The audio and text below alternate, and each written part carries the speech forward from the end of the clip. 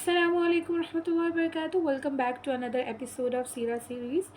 और कल की लेक्चर में जैसा कि आप सब जानते हैं कि हमने अल्लाह के नबी सल्लल्लाहु अलैहि वसल्लम के दादा यानी कि हज़रत अब्दुल मुत्तलिब के बारे में पढ़ा था। And I told you yesterday कि आज हम जो टॉपिक चूज़ करेंगे वो है कि जमज़म का कुआं दोबारा कैसे दरियाफ़्त हुआ।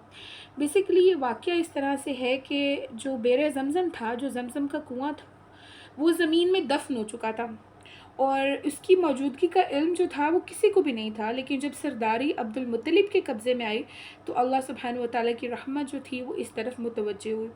रुआए सालह यानी कि सच्चे ख्वाब, उनके ज़रिए से अब्दुल मुत्तलिब को उस जगह को खोदने का हुक्म दिया गया जिस जगह जमज़म का कुआं मौजूद था, और उस जगह के निशानात और अलामात ख्वाब में बताए गए।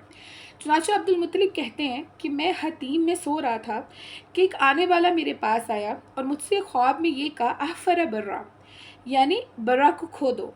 तो मैंने दरियाफ्त किया वो माँ बर्रा कि बर्रा क्या है। तो वो शख्स चला गया।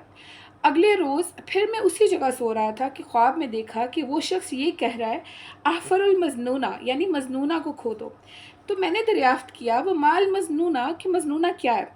तो वो शख्स चला गया। तीसरे रोज़ फिर उसी जगह ख्वाब में देखा कि वो शख्स ये कह रहा है, अहफर तैयबा, कि तैयबा को खोलो। तो मैंने पूछा कि वमा तैयबा, तैयबा क्या है। तो वो शख्स चला गया। चौथे रोज़ फिर उसी जगह ये ख्वाब देखा कि वो शख्स ये कहता है, अहफर ज़मज़म, कि ज़मज़म को खोदो।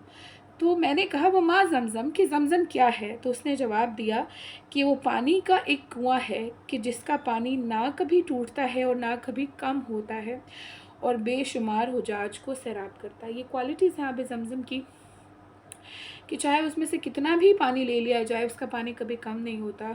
पानी कम होना तो दूर की बात है, ख़त्म होना तो दूर की बात है, उसकी जो बहने की रफ़्तार है, उसकी पानी की जो निकलने की रफ़्तार है वो भी कभी कम नहीं होती, उसकी उसकी उसकी रफ़्तार में भी कोई कमी नहीं आती।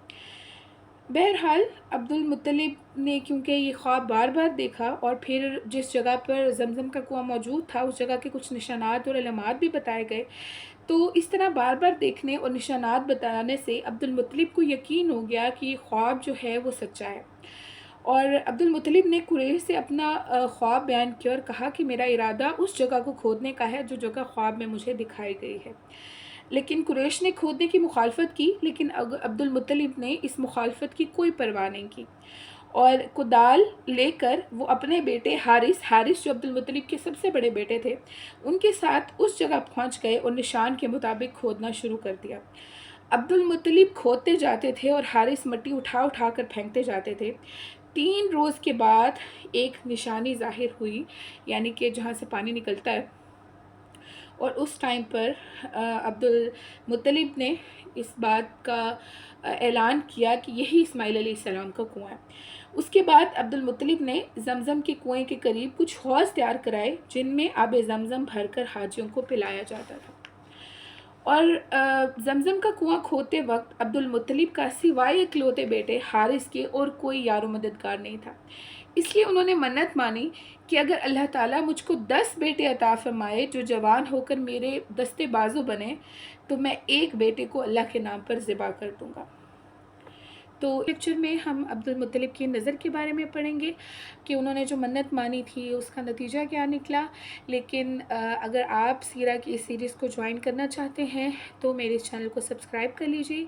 यहाँ पर डेली बेसिस पर एपिसोडिक सीरीज़ सीरा की अपलोड होती रहेंगी। जज़ाकल्लाह खैर। अस्सलामु अलैकुम।